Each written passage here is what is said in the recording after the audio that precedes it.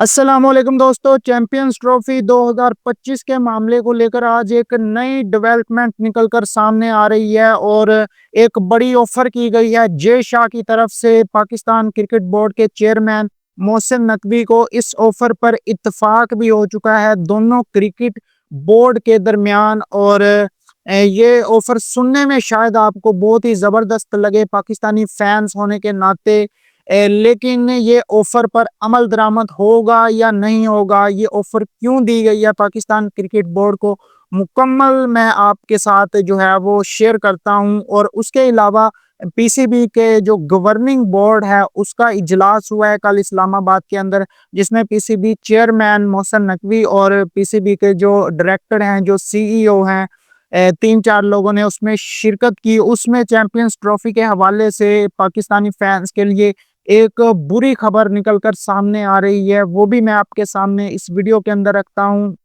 पहले मैं आपको इजलास की जो इनसाइड स्टोरी है, जो मीटिंग हुई है पीसीबी की इस्लामाबाद के अंदर, जो इजलास का इलामिया है वो मैं आपके सामने रखता हूं।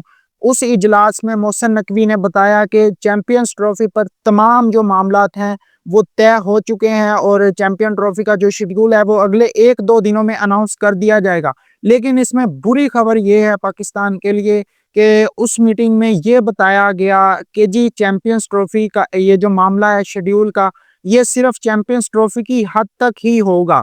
मतलब इसमें जो अगले जो 3 साल का रिटर्न एग्रीमेंट जो पाकिस्तान करना चाह रहा था इंडिया के साथ, शायद वो रिटर्न एग्रीमेंट जो है उस पर कोई बात ना की जाए और चैंपियंस ट्रॉफी तक ही ये मामला रखा जाए।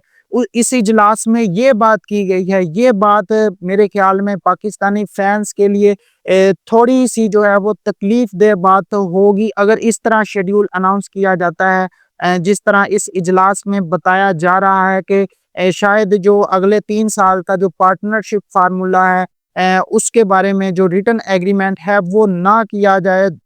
तो अब इसके नतीजे में अब एक बड़ी ऑफर की गई है जे शाह की तरफ से पाकिस्तान क्रिकेट बोर्ड को। अब वो ऑफर मैं आपको बताता हूँ क्या ऑफर की गई है। वो ऑफर इसीलिए की गई है कि पाकिस्तान रिटर्न एग्रीमेंट से जो है वो पीछे हट जाए और रिटर्न एग्रीमेंट पाकिस्तान ना करवाए।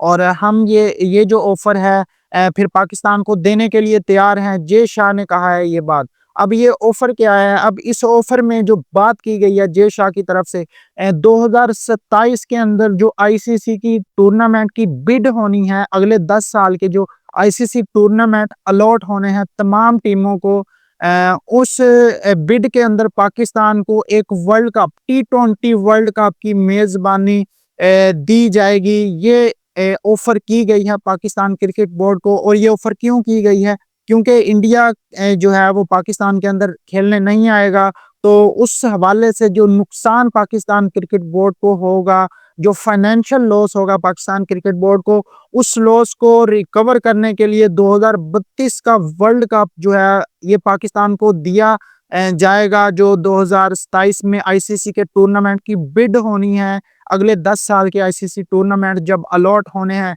तो क्या ये वाकई पाकिस्तान को दिया जाएगा या पाकिस्तान को एक लॉलीपॉप दिया गया है कि पाकिस्तान जो है वो अपने मौकफ से पीछे हट जाए। ये बात जो है आप लोगों ने मुझे कमेंट बॉक्स में बतानी है। मेरे ख्याल में तो 2032 का वर्ल्ड कप काफी ज्यादा दूर है। मुझे लगता है कि ये एक लॉलीपॉप दिया जा रहा है पाकिस्तान क्रिकेट बोर्ड को।